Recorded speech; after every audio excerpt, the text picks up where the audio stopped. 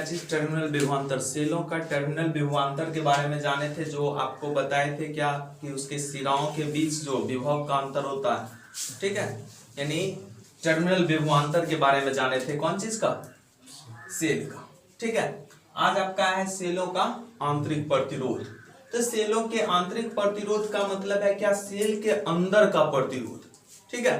तो सेल के अंदर में क्या होता है, जैसे ये एक विद्युत सेल है, इस विद्युत सेल के अंतर्गत ये जो इलेक्ट्रोड लगा है, इस एक को हम बोले थे क्या चीज, ये होता है एनोड, और एक को बोले थे कैथोड होता है, ठीक है। एक एनोड होता है और दूसरा क्या होता है, कैथोड होता है। और इस दोनों के मिले रूप को हम लोग क्या कहते हैं, इलेक्ट्रोड कहते हैं। इसको क्या कहते हैं, इलेक्ट्रोड।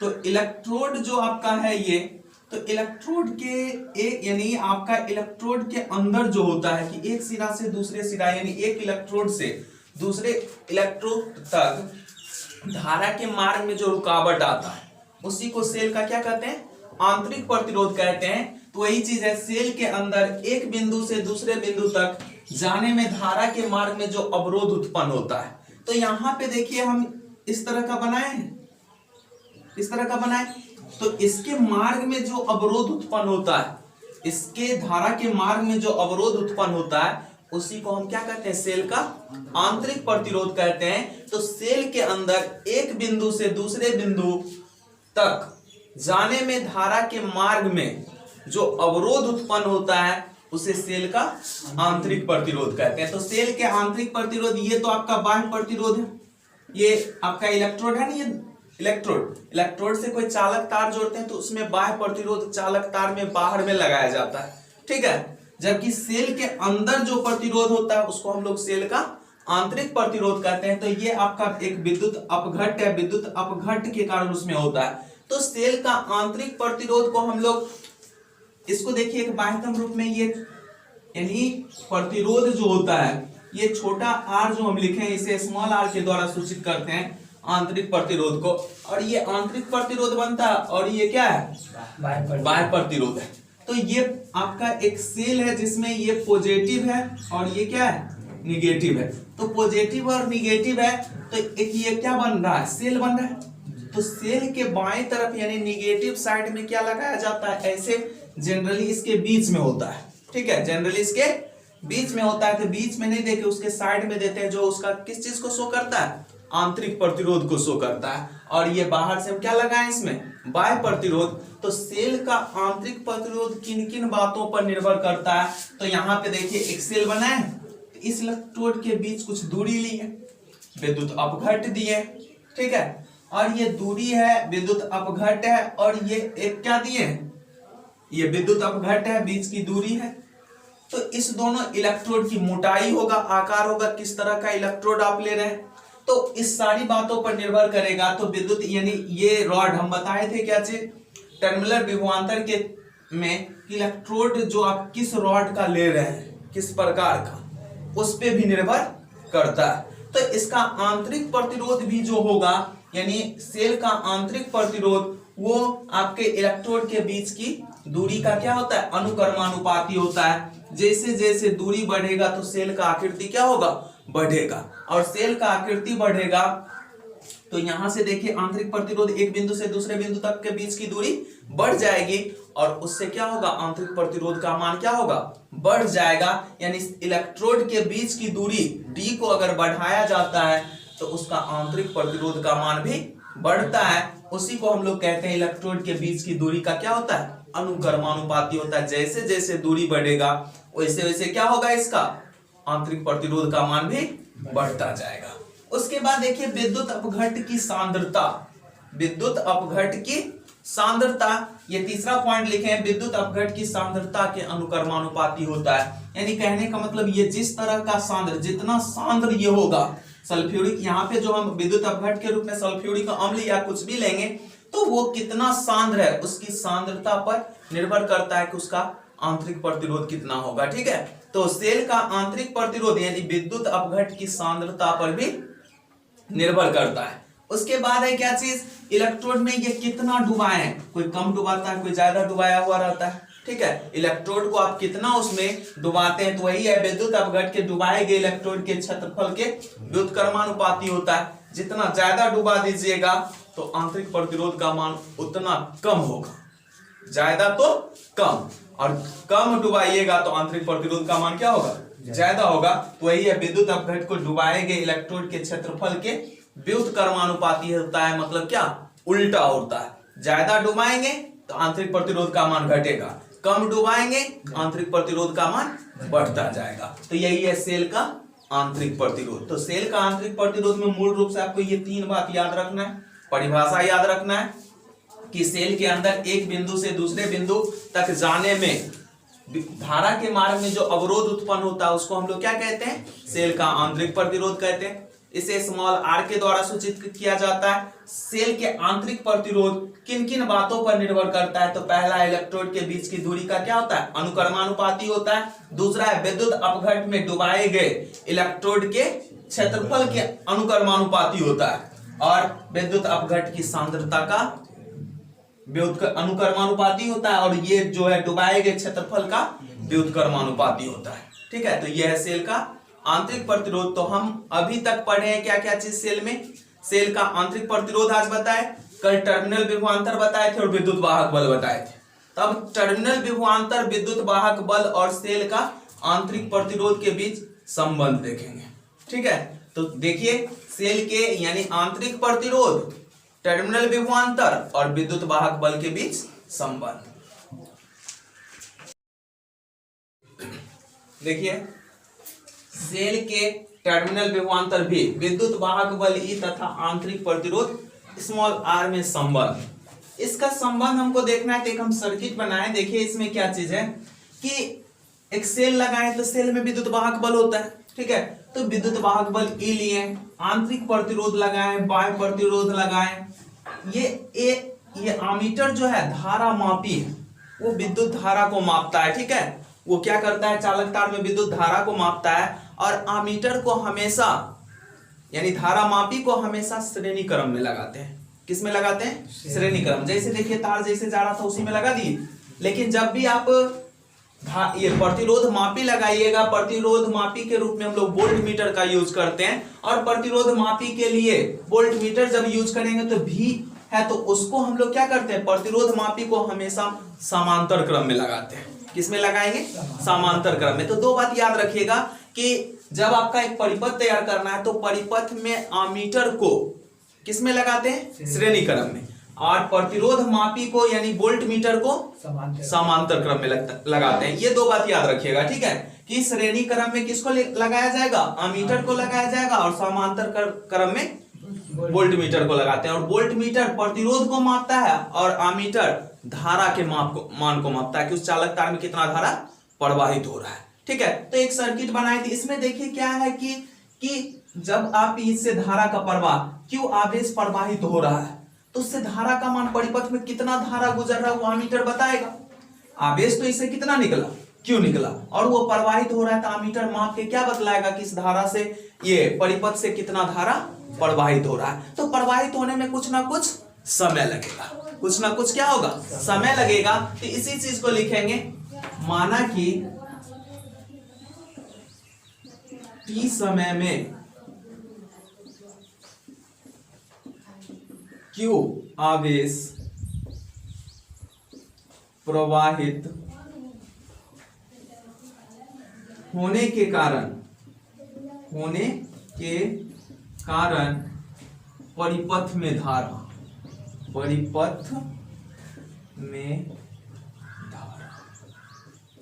परिपथ में धारा I बराबर हम लोग क्या जानते हैं, Q बाई टी। I बराबर हम लोग क्या जानते हैं, Q बाई टी, और Q बराबर हो जाएगा IT हो जाएगा। इसको समीकरण 1 बना लेते हैं।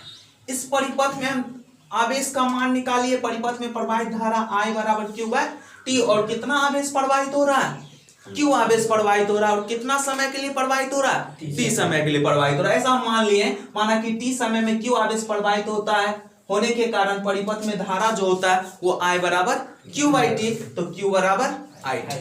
अब देखिए यहाँ पे जब आप लगाए एक आंतरिक प्रतिरोध और एक बाह्य प्रतिरोध, तो आंतरिक प्रतिरोध और बाह्य प्रतिरोध, आंतरिक प्रतिरोध के द्वारा कार्य कितना हो रहा है W2 और बाह्य प्रतिरोध के द्वारा W1, दो कार्य हो रहा है। लेकिन इसमें जो एक चक्कर पूरा करेगा, धारा जब क्या करेगा इस परिपथ में एक चक्कर पूरा करेगा तो वो भी तो कुछ कार्य करेगा, ठीक है। तो कार्य वो कितना करता है, W कार्य करता है। तो हम इसी को लिखेंगे क्या चीज, Q आवेश, Q यानी टोटल Q आवेश इसमें घूमता है, ठीक है। यहां से निकला ऐसे ऐसे करके घूम के जाएगा, ठीक है। तो Q आवेश को एक चक्कर, Q आवेश को परिपथ में एक चक्कर पूरा करने में किया गया कार्य,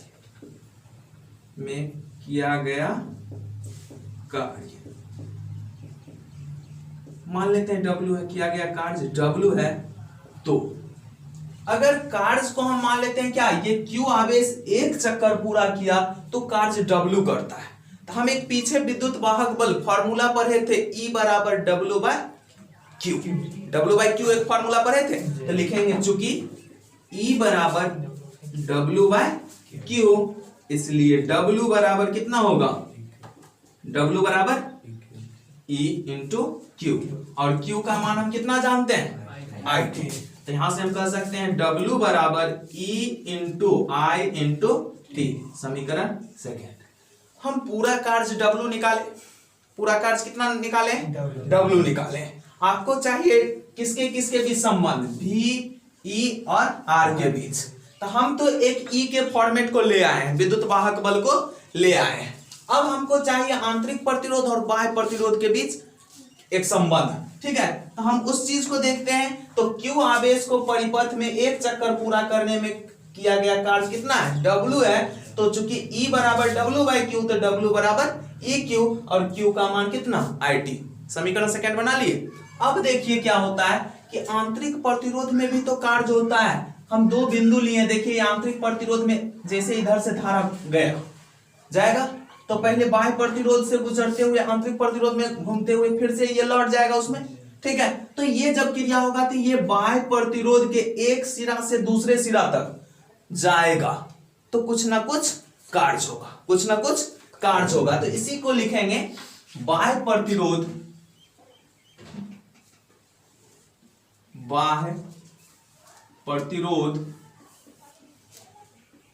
के एक सिरे से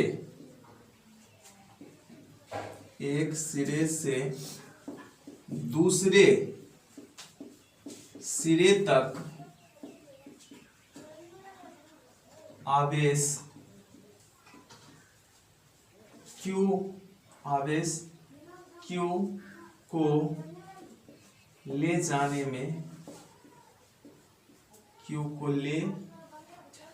जाने में किया गया कार्य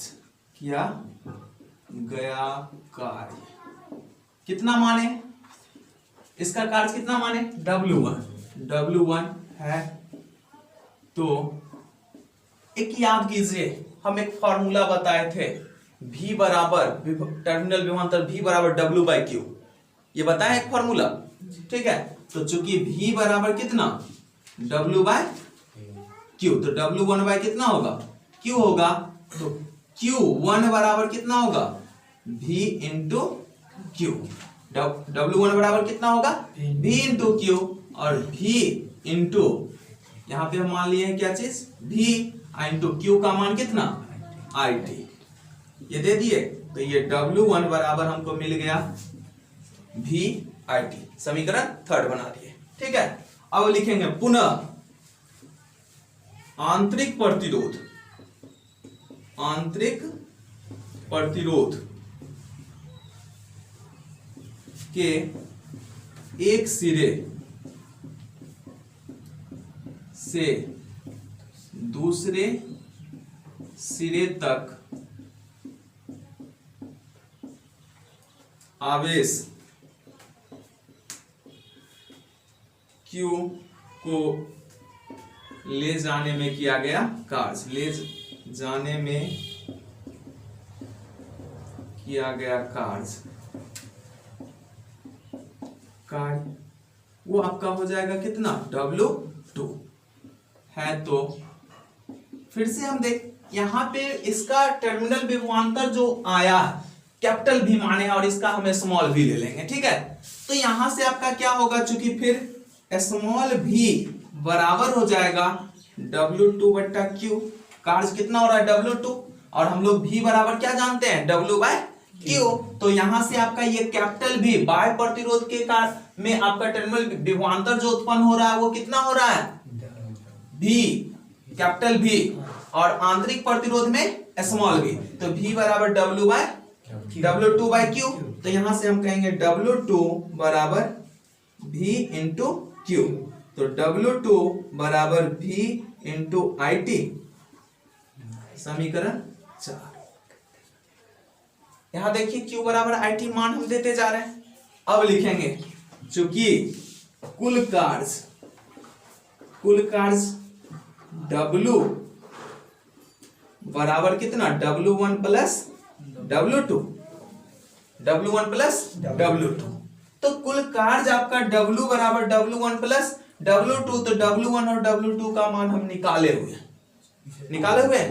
W1 और W2 का मान हम निकाले कहां से, ये W1 है, W2 है और W है, ठीक है। तो हम कहते हैं क्या चीज, समीकरण 2, 3 और 4 से मान रखने पर, ठीक है। समीकरण 2, 3, 4 से मान रखने पर कितना हो जाएगा बताइए, W का मान कितना, E इंटू IT बराबर W1 का मान V into IT plus small v into IT। अब देखिए हम क्या करते हैं, IT दो कॉमन कर लेते हैं। तो E इंटू IT बराबर हो जाएगा, IT कॉमन कर लीजिए, तो capital V plus small v, ऐसा हो जाएगा, capital V plus small v। अब देखिए IT से IT कैंसिल हो गया। अब यहां पे हम थोड़ा देख लेते हैं एक चीज,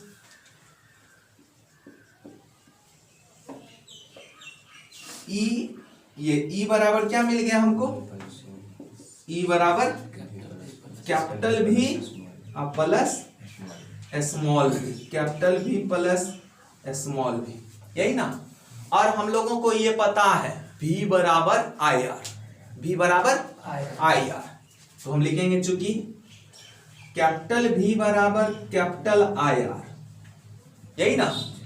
स्मॉल v बराबर क्या होगा, I तो धारा वही रहेगा लेकिन R क्या, स्मॉल, ऐसा होगा। तो यहां से हम कहेंगे E बराबर, ऐसे रहने दीजिए, V को स्मॉल आंतरिक प्रतिरोध के साथ संबंध है, तो हम आंतरिक प्रतिरोध V बराबर स्मॉल v बराबर कहते हैं IR, क्योंकि आपको संबंध E कैपिटल V और प्रतिरोध स्मॉल r के बीच में लाना है। तो हम स्मॉल v का मान दे सकते हैं IR, V बराबर IR से। तो E बराबर V plus I into R, ऐसा हुआ। तो हम इसको कह सकते हैं V बराबर E माइनस IR। तो ये आपका संबंध है आंतरिक प्रतिरोध, विद्युत वाहक बल और टर्मिनल विभवांतर, ठीक है। इसमें और हम मान निकालते हैं, पहले इसको लिखिए।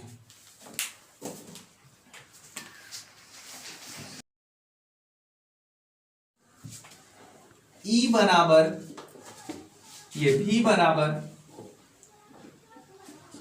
क्या मिला है हमको, E माइनस IR, यही ना। इसी को हम E बराबर कहते हैं क्या चीज, V और प्लस IR, ऐसा कहते हैं।